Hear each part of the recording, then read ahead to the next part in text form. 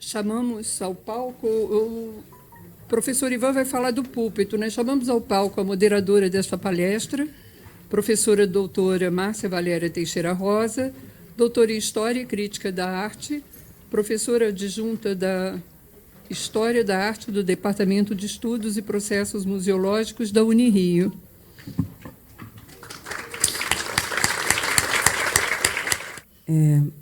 Boa tarde a todos. É um imenso prazer tê-los aqui nessa mesa. É uma honra para mim apresentar o próximo palestrante. Professor doutor Ivan Coelho de Sá, graduado em Museologia pela Escola de Museologia da Unirio e em Pintura pela Escola de Belas Artes da UFRJ. Mestrado em História da Arte e doutorado em Artes Visuais pela Escola de Belas Artes da UFRJ e diretor da Escola de Museologia da Unirio.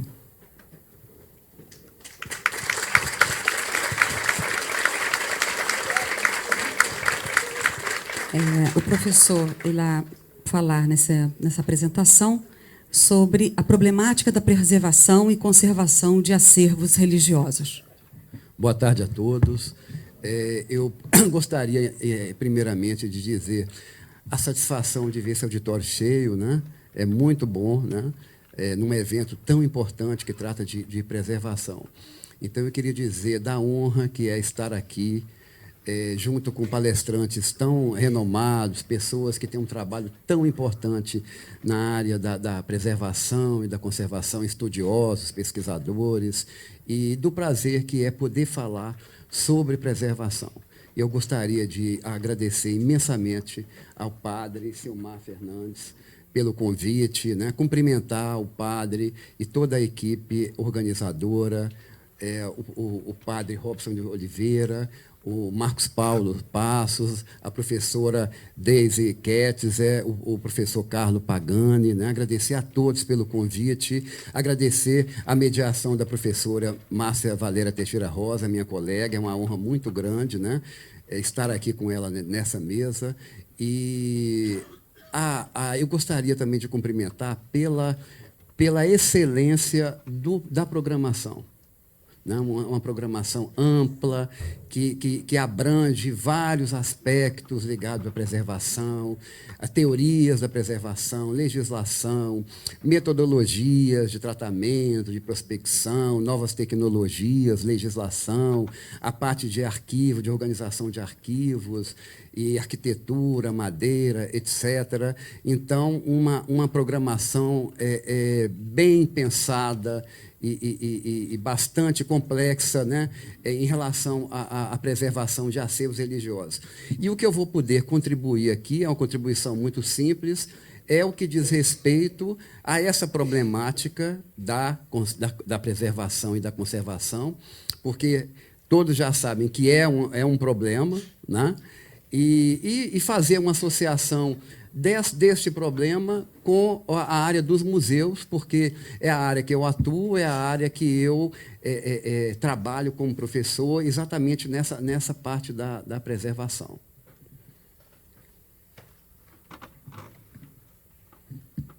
Eu gostaria de começar inicialmente pelos conceitos, né? Trabalhar brevemente 2 conceitos para a gente poder sintonizar, né, no que eu estiver falando aqui. Né? Preservação, conservação, né? São termos muito usados como sinônimos, e às vezes realmente são sinônimos, né? Mas eles são também termos distintos, né? E tem a ver com áreas distintas. Né?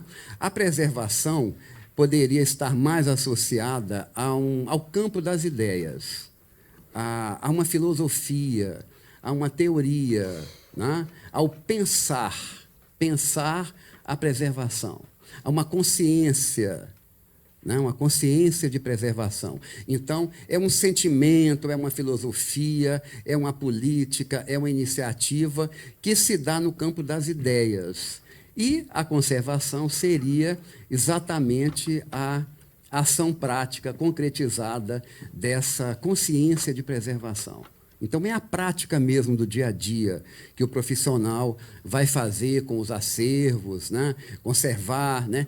principalmente no que se refere à museologia, com a conservação preventiva, que é exatamente cercar esses acervos de cuidados, cercar o entorno, né?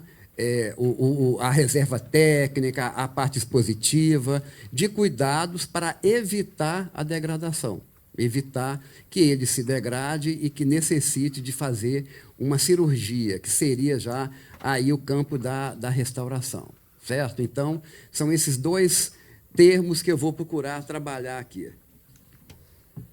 Agora, falar de acervos religiosos, né? A gente não pode dizer, antes de falar dessa problemática de conservação destes acervos religiosos, de falar do alcance desses acervos religiosos, porque estamos falando de um acervo que tem uma abrangência inesgotável, em termos de técnicas, em termos de materiais, em termos se são acervos ligados ao patrimônio material ou imaterial, certo? Então, a gente tem, desde a arquitetura, o monumento, o prédio que abriga a igreja, o museu, né? Todo o seu recheio, todos os bens integrados a ele, né? As talhas, as pinturas, as esculturas, etc., os tetos, né? E toda a documentação, né? O diretor Jair Mongeli falou da questão da arquivística, né? Então, uma massa documental ligada àquele monumento, àquela igreja, né? E com uma importância imensa para a pesquisa, e também a parte das festividades, não é? Elas também têm a ver com esse patrimônio da igreja, né? A parte intangível, as festividades, o culto, tudo isso é um patrimônio, né? Então, tudo isso são acervos, que a gente pode dizer, de acervos religiosos. Então, eles têm uma abrangência imensa, e o que é interessante é que esses acervos, eles transcendem o campo religioso. Eles têm uma importância imensa pelo aspecto religioso, né? Por estarem ligados a uma religião, a uma fé, né? A fé é algo muito sensível, muito tocante do ser humano, né? Então, a gente pode calcular a importância intrínseca destes acervos, né? Mas, além disso, além desse universo religioso, esses acervos, eles têm uma ligação histórica, artística, cultural, com todos, com a nação, com o país, com a formação do país, com a história, né? Nós tivemos 300 anos de colônia, né? E, durante esses 300 anos de colônia, a cultura era essencialmente religiosa, né? A manifestação cultural mais forte era a religião. Ela que agregava, que sociabilizava, né? As cidades, as pessoas, tudo, né? Tudo girava em torno da religião. Então, a gente pode imaginar a importância desses acervos, né?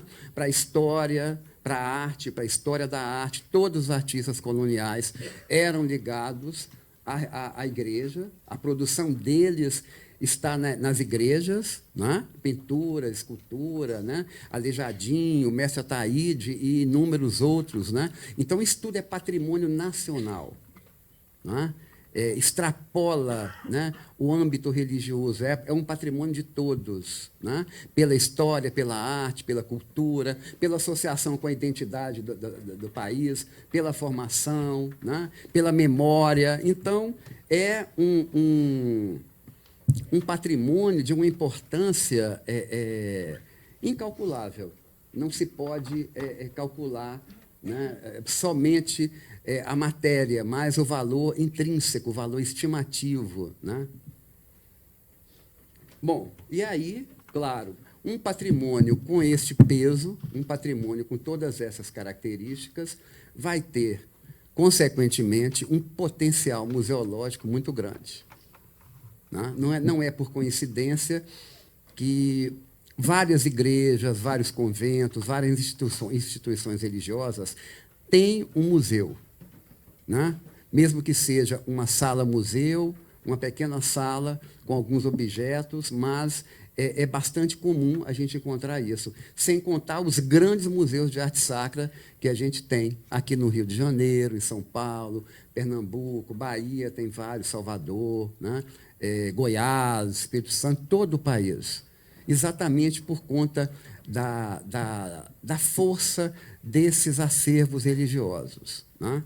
Agora, independente de haver ou não uma sala-museu ou um museu de arte sacra, independente disso, esses acervos eles têm um potencial museológico imenso. Imenso. E quando eu falo dos acervos, eu estou falando da igreja, do convento, da capela, da casa paroquial, da documentação, da biblioteca, estou falando das festividades, dos cultos, dos objetos, da praça, do entorno. É o que a gente costuma dizer de museu integral.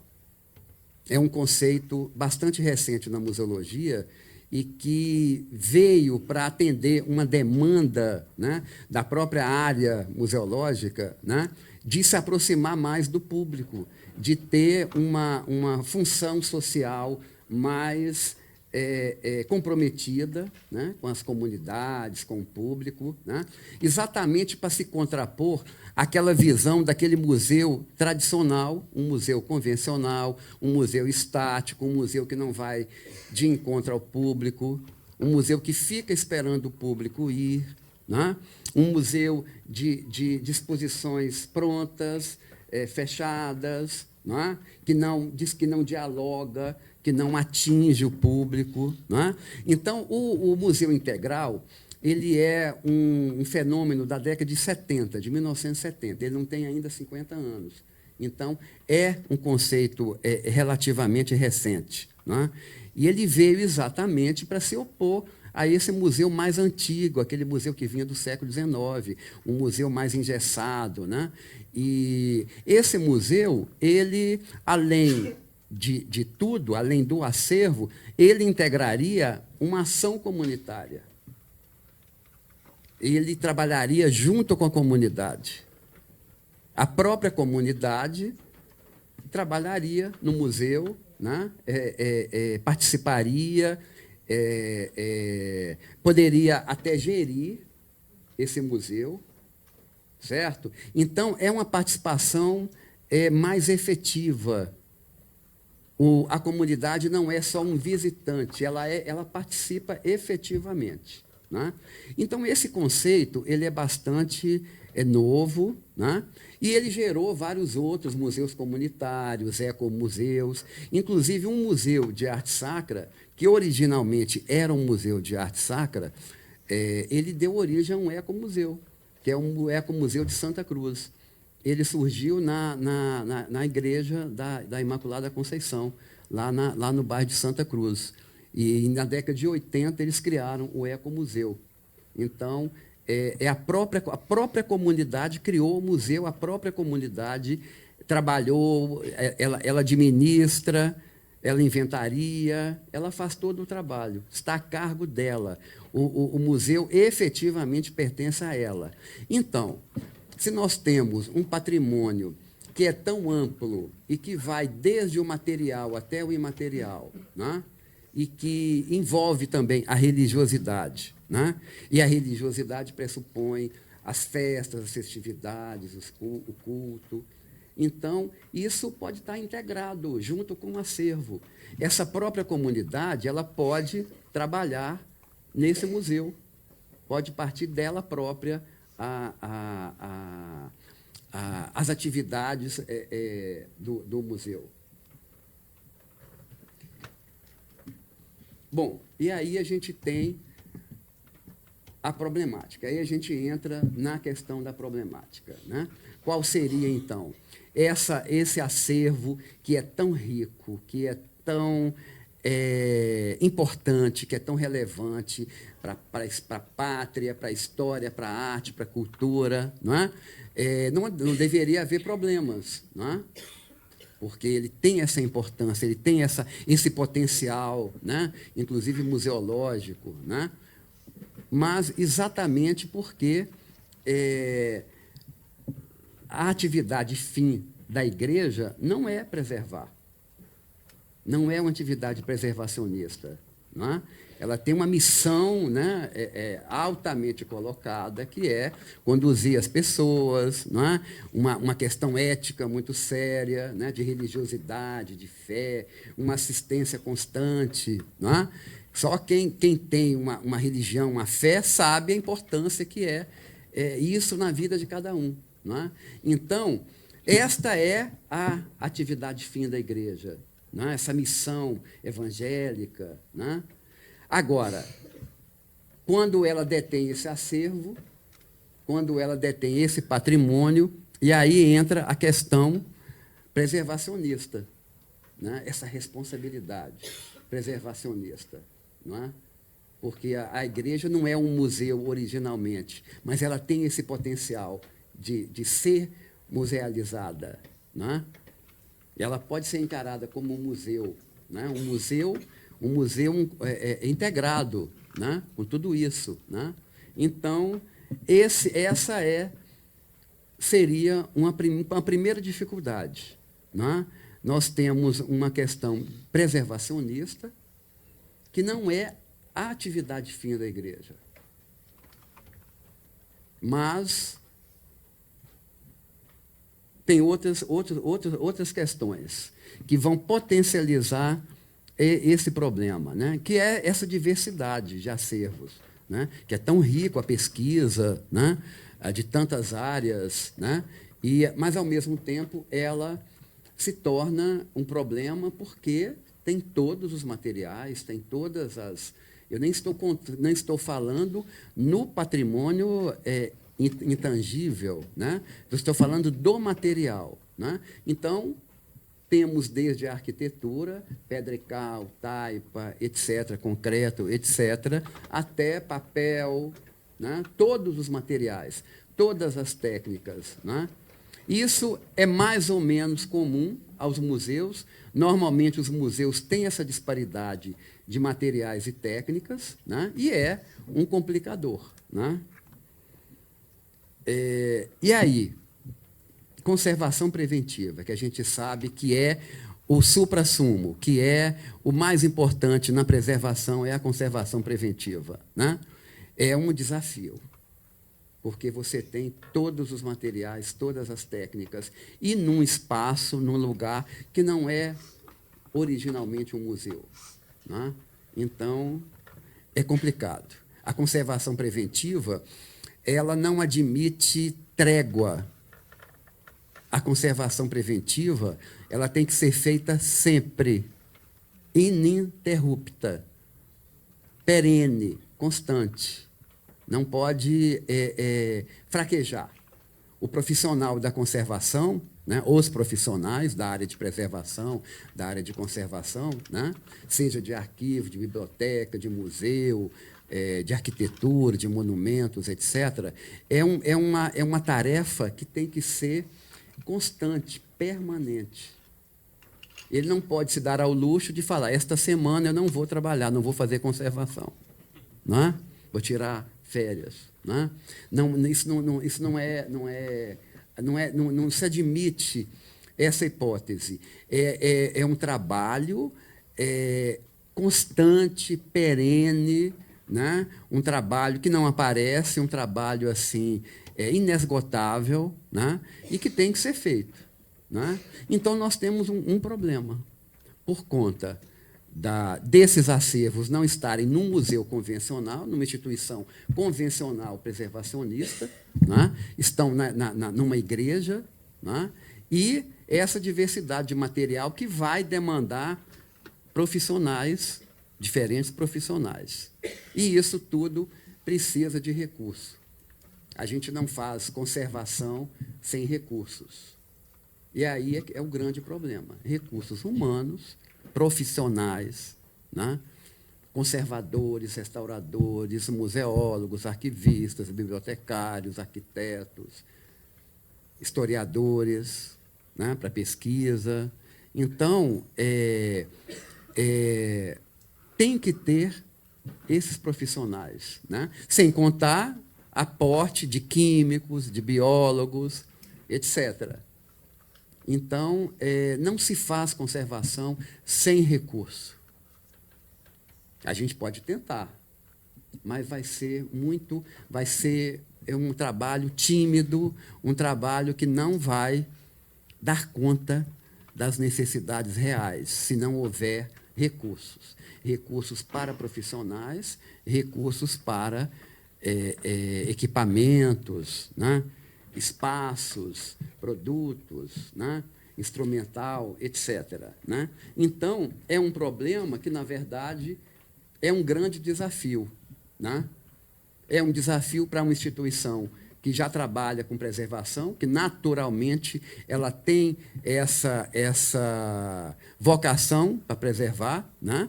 Um arquivo, uma biblioteca, um museu, naturalmente, eles têm que preservar. Mas uma igreja, não. Uma instituição religiosa, não. Essa não é a questão central. Né? Então, estamos diante de um problema. Né?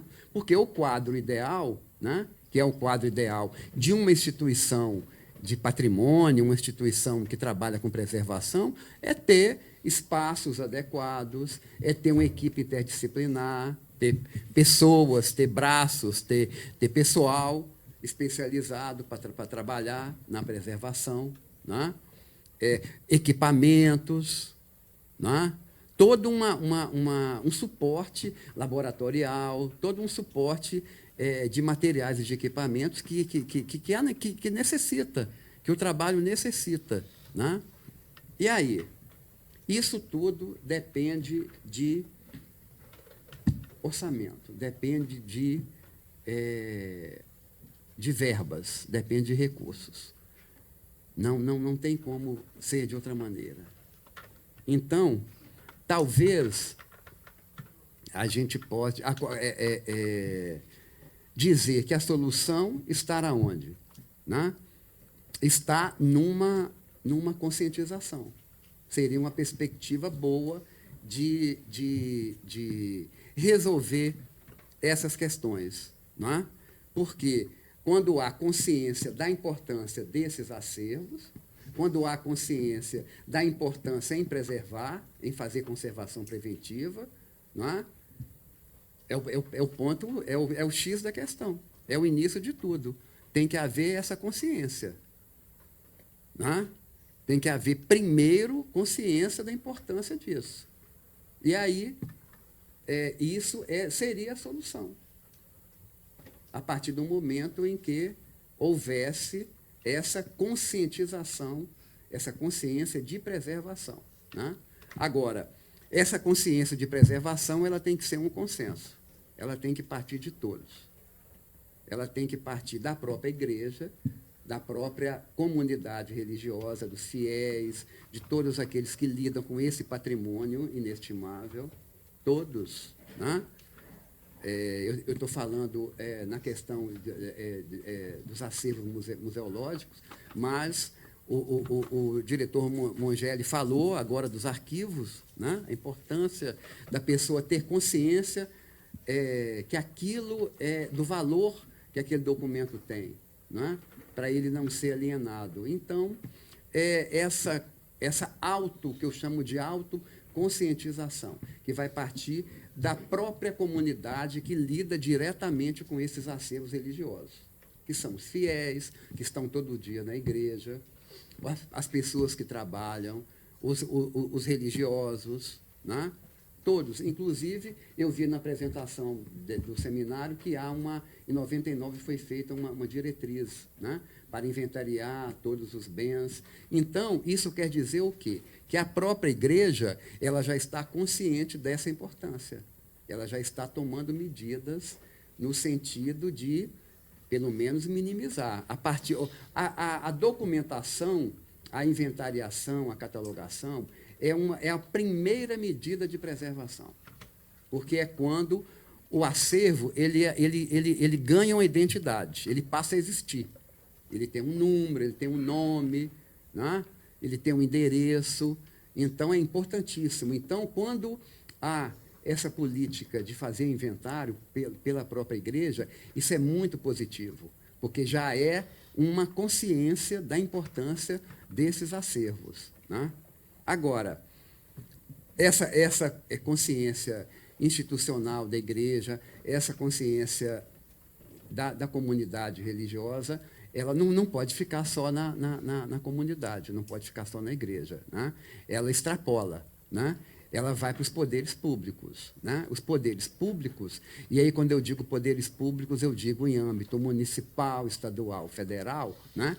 Eles têm que reconhecer, admitir e tomar medidas para preservar esses acervos, né? Isso está na Carta de Atenas, de 31. A primeira responsabilidade é do Estado, pela preservação do patrimônio. E isso eles estavam falando lá em Atenas, no Pártenon, né? No templo do Pártenon, né? Poderiam estar falando aqui, numa igreja colonial, que é um símbolo nacional, que tem uma importância enorme para a cultura, para a história, para a arte, né? Qualquer monumento religioso do Brasil poderia ter sido feito esse encontro, né? Mas eles estavam lá na Grécia, e eles disseram isso em 1931. A responsabilidade primeira é do Estado. Então, o Estado ele é o principal responsável pela preservação. Então, o que o Estado tem que fazer? Ele tem que apoiar com leis, com legislação, com recursos, né? Com proteção, uma política de proteção, uma política de preservação, né? Uma política de educação patrimonial, né? Todo mundo sabe que o mais importante é a educação, né? No país. O problema maior, a fonte de todos os males, está na educação. Aonde a coisa está pegando é na educação.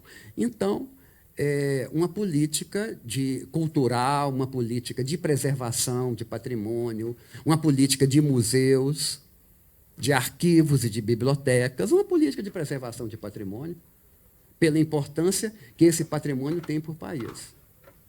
Antigamente, até umas décadas atrás, a gente poderia dizer que havia ignorância por parte da classe política, ignoravam, não sabia da importância desses monumentos, desse patrimônio. Hoje, isso não cola mais. Não cola mais. Então, hoje é descaso mesmo. Descaso, deixar a própria sorte. Não é? O Museu Nacional é um exemplo disso. Não é?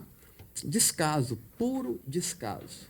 Descaso de sucessivos governos e sucessivas não políticas, né? Porque não investiram onde deveria investir. Não é?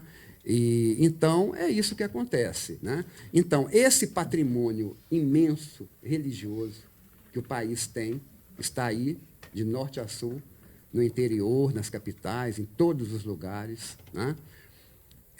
Ele tem que ter a tutela do Estado. O Estado tem que tomar medidas, né? Ele tem que reconhecer, né, a importância disso para a educação, para a cultura do país, né? E, por fim, a própria sociedade. A sociedade como um todo, a sociedade civil como um todo. Ela tem que se imbuir desta consciência de que esses acervos são de suma importância. Que a perda de um livro, de um documento, de uma imagem, ela é uma perda que não tem como recuperar. Como é que a gente vai fazer? Vai fazer outra peça igual? A gente não compra essas peças na esquina, não é? São peças de 100, 200, 300 anos, né, ou mais. Então, peças únicas, né, que não tem como serem repostas, né? Então, toda a sociedade tem que ter este entendimento, né? Até mesmo para cobrar dos poderes públicos medidas de proteção a esses acervos. certo? E aí, quando eu falo em sociedade, tem um segmento importante que poderia ajudar muito, que são os empresários, né? Os financistas, as pessoas que têm um poder econômico. Não é? Vocês viram lá a Notre Dame, quando incendiou, em poucos dias já tinha alguns milhões para restaurar a catedral. Não é? E aqui no Brasil a gente não tem milionários, a gente não tem pessoas com poder político? Tem sim. Agora, essas pessoas tinham que se sensibilizar e investir no patrimônio, investir em doações, né? Museus, né? Órgãos, acervos religiosos. Obrigado.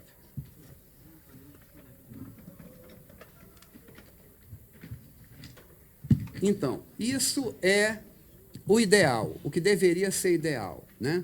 Toda a sociedade, desde os poderes constituídos, né, até a sociedade como um todo, ela ter essa consciência dessa importância de preservação. Isso é o ideal. E aí há falhas em vários segmentos. E aí a gente não tem a preservação como ela deveria ser. Né? E aí a gente tem que, talvez, sair para uma estratégia, uma alternativa, né?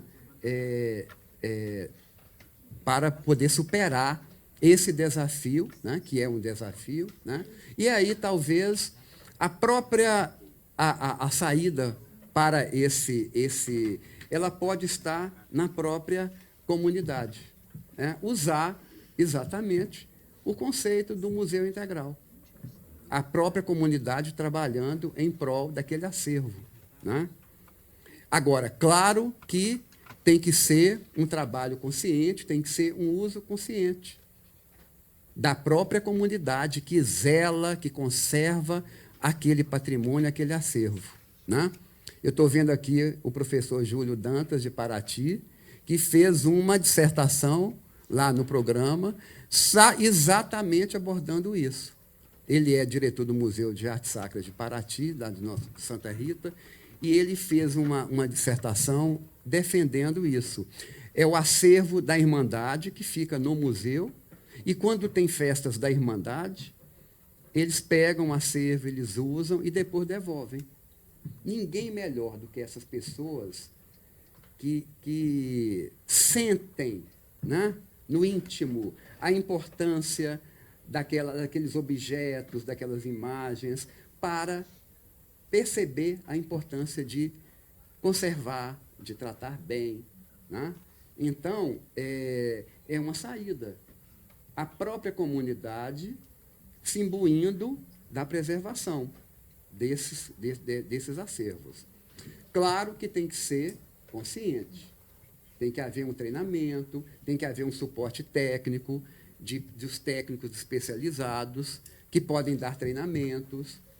Todo mundo que lida com esses acervos, que estão em uso, principalmente os que estão em uso, não estou me referindo aos que estão musealizados, mas principalmente os que estão em uso, tem que saber como manusear, como limpar, o que pode fazer e, principalmente, o que não pode fazer, né? O que não pode usar. Né? Então, são metodologias relativamente simples, de manuseio, de transporte, de higienização, e que são importantes para manter, para conservar esses objetos. Então, para concluir,